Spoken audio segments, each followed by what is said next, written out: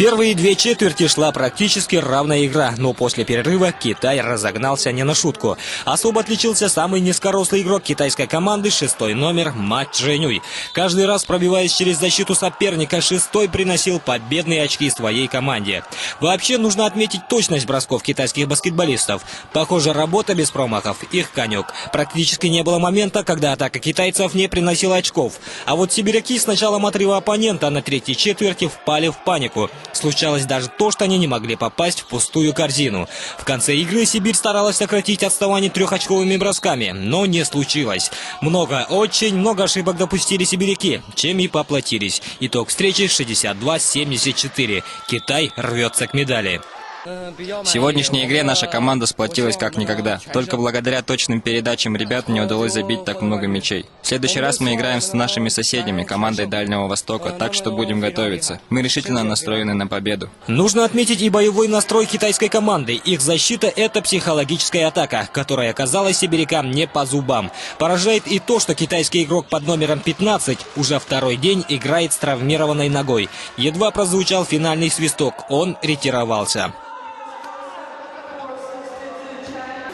Нога сильно болит? Разумеется, с фантомом. Вот это вот.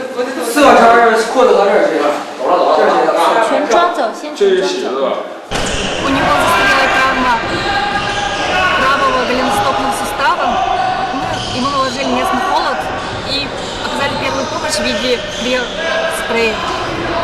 Завтра посмотрим, как его состояние, оценим. Если будет отек, то, наверное, уже он останется, не сможет продолжить игру. После обеда играли команды Дальневосточного федерального округа и Сирии. Сразу отметим, что Сирии сегодня снова не везет. Вчерашнее поражение команде Якутии ничему не научило. На протяжении всей игры сирийский тренер заменял своих спортсменов чуть ли не каждые 2 минуты, пытаясь хоть что-то изменить, но, увы. Сирийская школа баскетбола снова в пролете. Итог игры 74-64. Игра была очень хорошая, соперник был достойный. Борьба была интересная, действительно.